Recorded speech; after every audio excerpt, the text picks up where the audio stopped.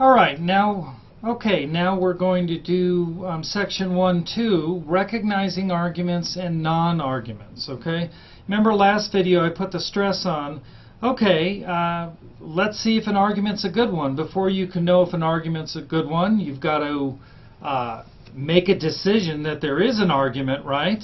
And you look for premises and you look for conclusions.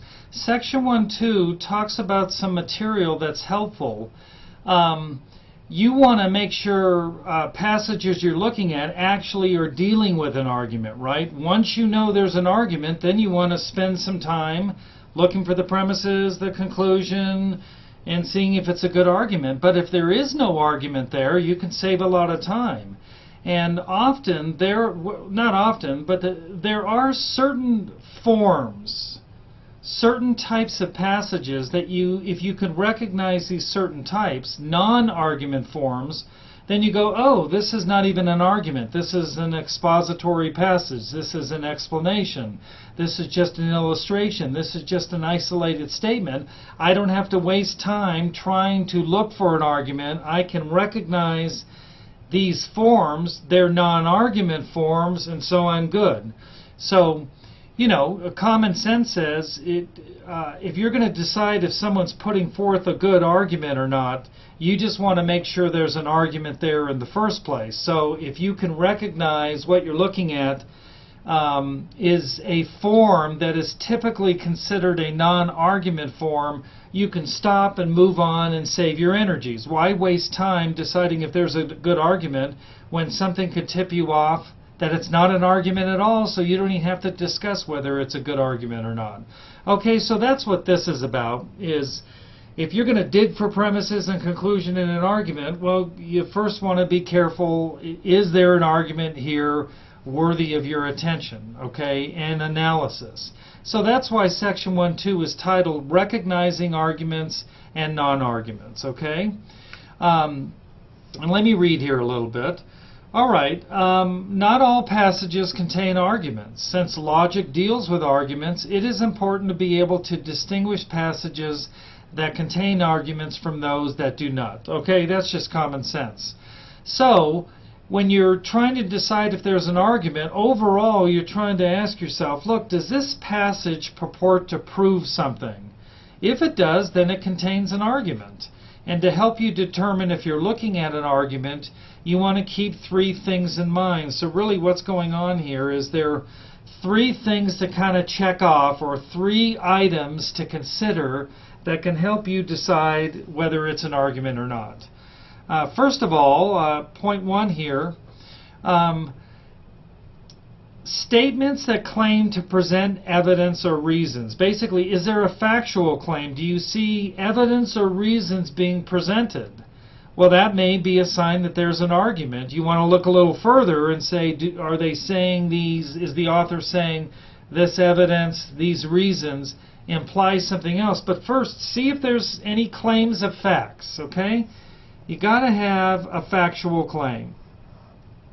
So you check that off. Okay, I see or I don't see that. The other thing you want to look for, is there a claim that those alleged statements about evidence, the factual claims, supports or implies something? Remember, you only have an argument when facts are given, and importantly, the author says these facts, these reasons imply another statement that we add to our knowledge base, that we gain.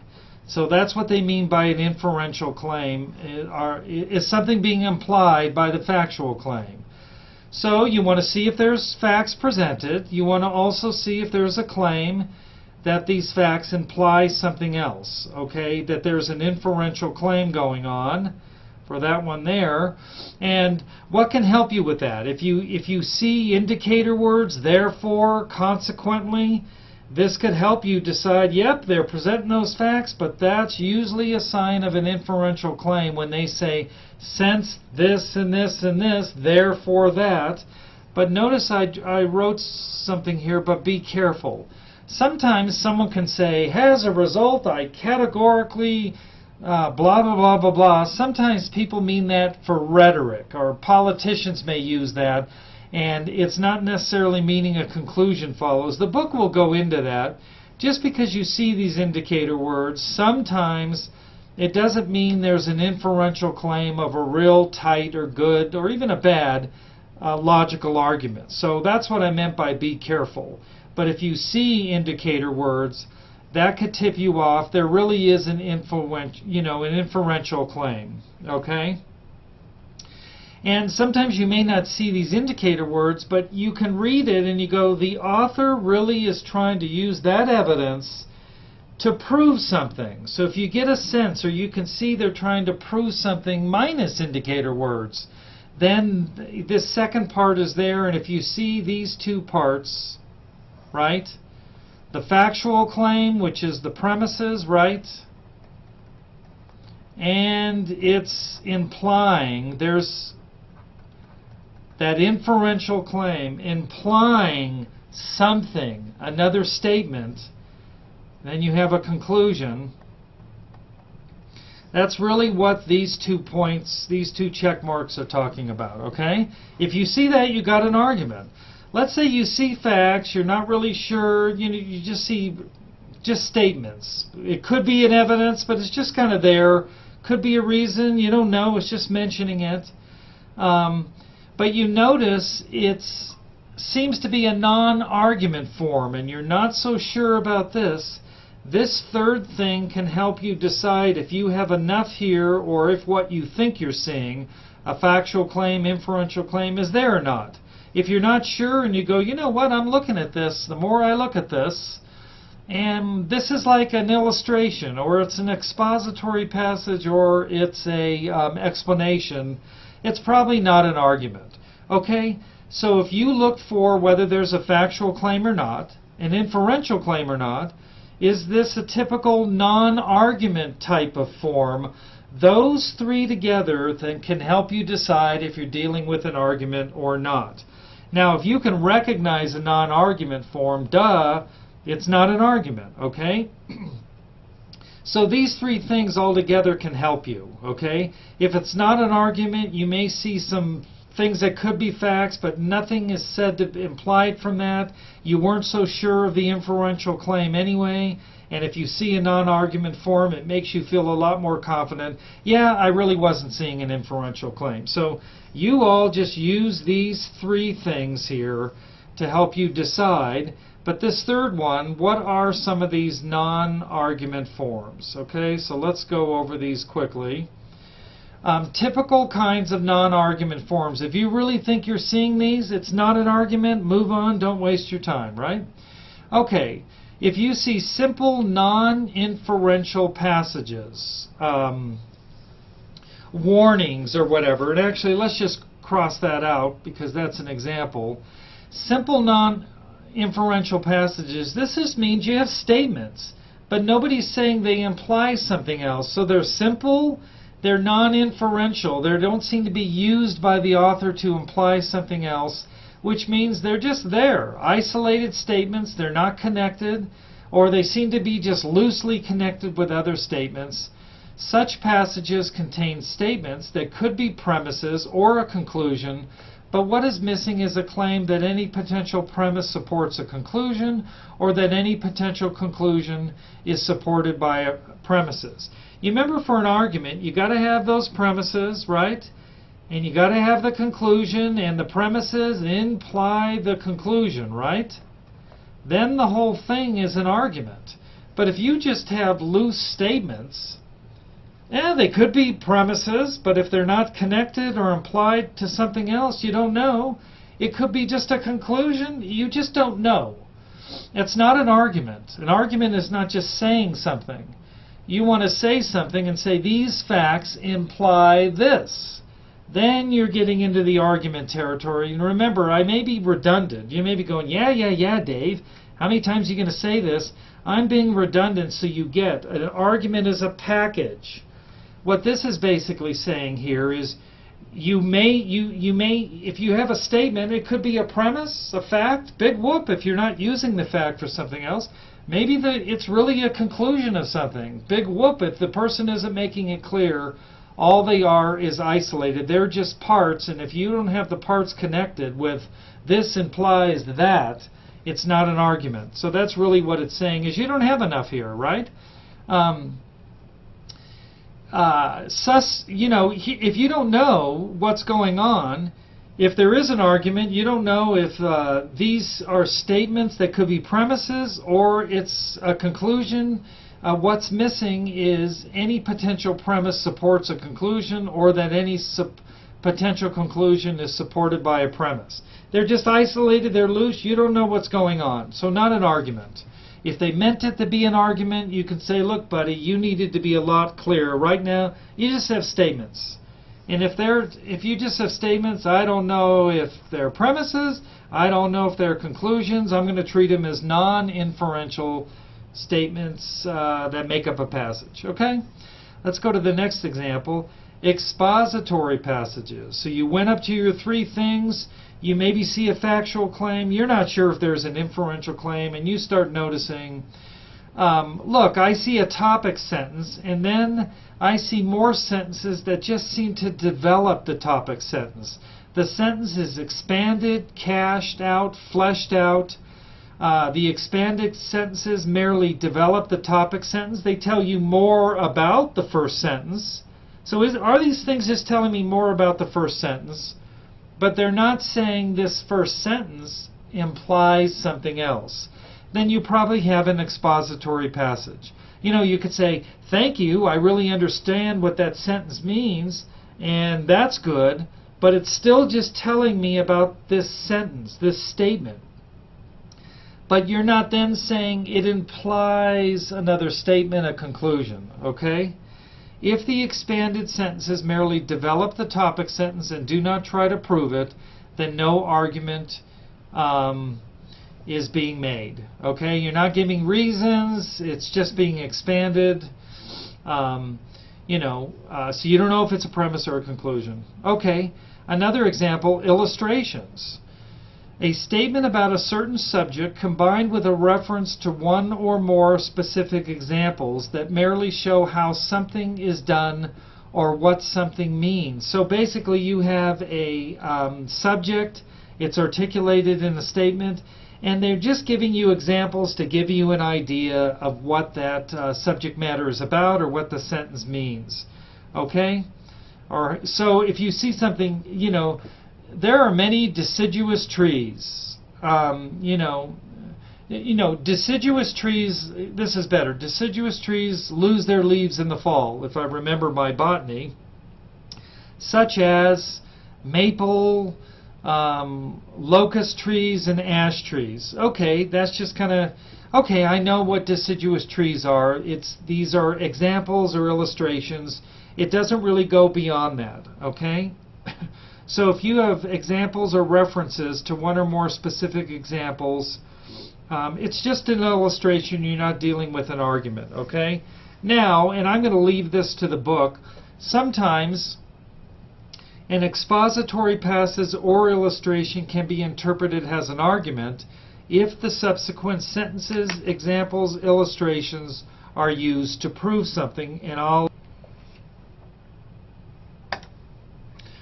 all right, and what this kind of shows you, because I just read that little caveat there, is in the real world, sometimes you could have examples or sentences developed, and there is an argument going on. So I'm giving you some clear-cut non-argument forms, but you got to be careful. You got to slow down.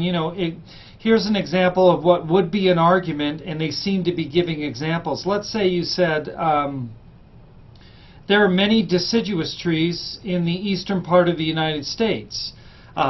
There are tons, thousands and thousands of maples in these states, and if you go back in the fall, and there's ash, and there's this, and then there's that, and they're mentioning examples of a lot of deciduous trees, but they're trying to use these examples as a point that there are lots of deciduous trees. So it would be, there are thousands of maples, there are thousands of ash, there are thousands of these kinds of deciduous trees. You're getting examples. Therefore, back east has a lot of trees losing their leaves. They're deciduous. there you have illustrations or development going on, but there actually is an argument. So what I mean by this is, even though I'm giving you these examples of non-argument forms, of course in the real world often things are not so neat and tidy. You still want to be careful, because depending on what you're looking at, the passage, sometimes if you see examples or illustrations or something being developed, there could actually be an argument there. So I just want to kind of tip you off about that. All right, let's go to the next example of a non-argument form. So we have isolated statements, expository passage, illustrations. If it's clear-cut, non-argument, and you don't have to try to hunt for premises or conclusions, right? The last example the book gives is explanations. And let me just read this definition. A group of statements that purports to shed light on some event or phenomena that is accepted as a matter of fact. This is very important. An explanation can have a very similar form to an argument. I'll go over that in a minute. But when you have an explanation, the reason it is not an argument, though a lot of people can get fooled and they can see what is an explanation but mistakenly think it's an argument, because they can be kind of similar in their structure. An explanation is shedding light on an event or phenomena that's not disputed. It's kind of shedding light on why it already is the case, why it already is accepted, why it already is, there is a consensus about it, okay? And it does not need to be proved, hence not an argument. Okay, let's go down here. An argument, here's an argument right here, okay? An argument, you have premises or facts, and you're using them to prove something is the case. You're trying to argue for a conclusion that isn't accepted as a matter of fact, right? Who argues for things, like I said on a previous video, that something already everybody agrees? Like, I want to argue that the sun comes up every morning. Gee, Dave, you're kind of wasting your time. You don't need to argue about that, okay? An argument is when you're trying to persuade someone about something, because it isn't accepted as 100% matter of fact. There's no widespread consensus. So you use facts to prove something is the case. An explanation, you're giving, you're trying to shed light on why something is the case. So the explanandum is maybe parallel to the conclusion, but it's different. You're not trying to prove something is the case. You're trying to just shed light, give you greater understanding why something is the case already. Okay, there's a consensus. Nobody is disputing this. And you remember when I said there's one conclusion for every argument, though you can have more than one premise?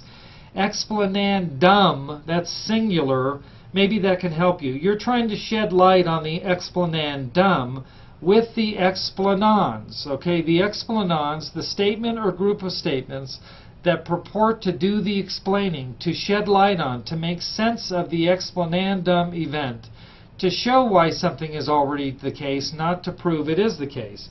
So the explanans, if you're not careful, you can confuse that with the premises, but they're different, okay? They're parallel in structure only, but they mean different things.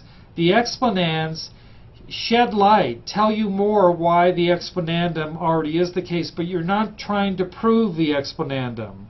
You're explaining something that's accepted. Here you're trying to prove the conclusion is the case, so maybe later on it becomes accepted, okay? So you've got to be careful. If it's an explanation, it's not an argument, okay? If it's a simple statement and it's not connected, there's no inference, it's not an argument. It's just a passage or a statement, no argument. Expository, no argument. Illustration, no argument. Explanation, no argument. And just be careful, an explanation is very different than an argument. Okay, here's a good principle to keep in mind as we get close to wrapping up here. If the topic sentence The statement, the event or phenomena, is a common claim that most accept it's probably not an argument.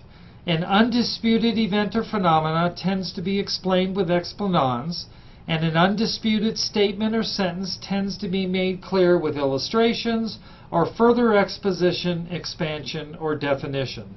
So sometimes if you're not sure, ask yourself, is whatever they're talking about worth arguing? Do people need to argue? Is this controversial, contentious? Is this something you want to persuade? If yes, then maybe you're not looking at a non-argument form, and then you're probably going to see a factual claim and someone saying, I'm presenting these facts because I think it means this, the inferential claim. But if it seems to be something that nobody would really want to spend time arguing about, then you're probably just going to see some statements, and you're not, you probably won't see a factual claim. These facts mean that, so no inferential claim, and it's going to fit nice and tidy into the non-argument forms, okay? And like I said, if you want to analyze an argument, we want to make sure we're dealing with an argument. I don't want to be wasting my time thinking something's an argument when it's not, digging for premises when they're not going to be there in that way, and you're just going to see statements, and I'm looking for a conclusion that was never meant to be a conclusion, okay? And then one last thing here, the book talked about conditional statements. A conditional statement is this: if, blah, blah, blah, blah, blah, if X, then Y. Something like that, right? That's a conditional statement, an if-then statement, okay? And whatever the, if roses are red, then they smell nice, okay? This X, like roses are red, it's called the antecedent. It is before the then. The consequent is after. So if X is the antecedent right here, that's the antecedent, and you're going to need to know this later on in the course, then Y is the consequent. It follows afterwards. So what's before the then statement is the antecedent. If this, then that, that's the consequent. But here's the point. If you have a conditional statement, it's considered not an argument, because it's only saying if this were so, then that would be so, and it's just because of that if. There's no assertion that the antecedent or consequent is true. Remember, arguments are made out of statements, and with statements they're true or false, but if you put it into this hypothetical if, a conditional, then this is kind of semantic and technical. It's not considered an argument right now for our purposes. Okay, just a minor thing at the end. All right, so hopefully knowing some non-argument forms is just another thing you have in your tool chest to decide whether you're dealing with an argument or not in the first place. Okay, we will stop there.